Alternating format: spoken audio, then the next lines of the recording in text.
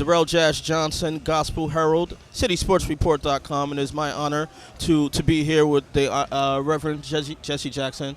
Reverend Jackson, how are you doing today? Well, it's an exciting part of the year because there are relatively few injuries. As the season wears on, it's so much wear and tear on the body. It's exciting to look at, but the body just can't take this night after night after night. But to see the guys healthy and with a good attitude, it's a good thing to see.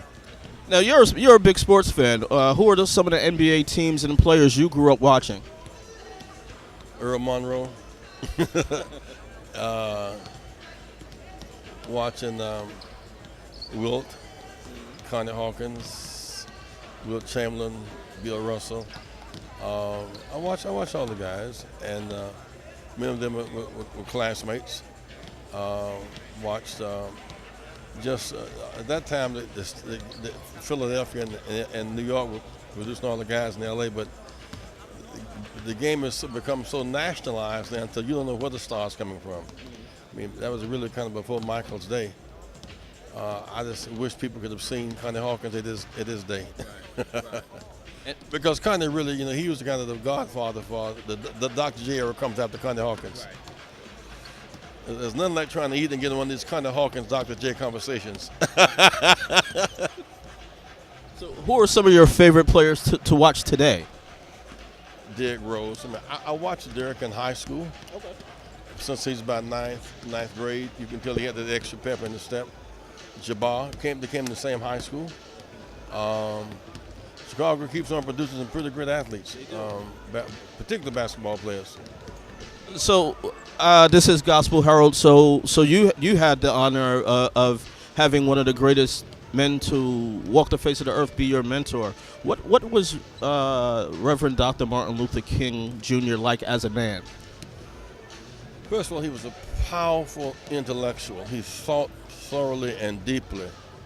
Dr. King finished high school at 15. He finished college at 19. He finished seminary at 22 and has his PhD at 26. And while he carried himself as a kind of practical guy, which he was an awfully strong intellectual. But he applied his knowledge onto action.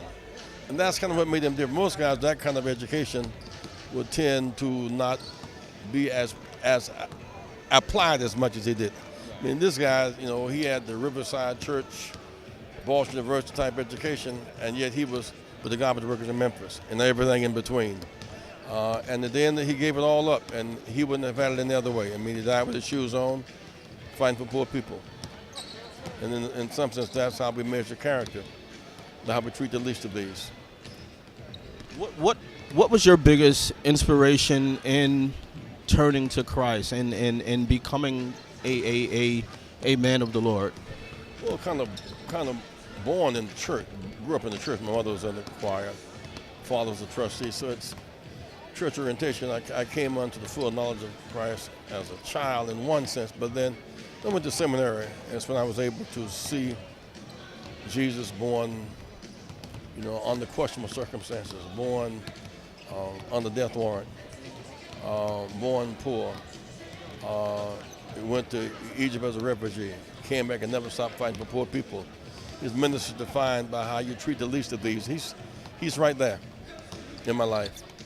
So the Jesus of Galilee, not the Jesus of Constantine, the Jesus of Galilee who kept his foot on the pedal for poor people, is the Jesus that is worth worshiping.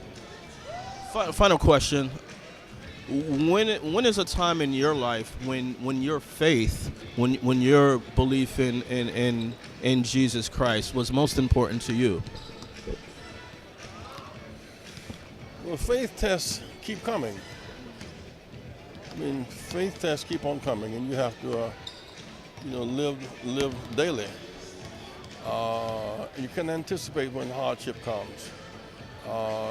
It's like Jesus went out on the boat after working all day and a lot of excitement.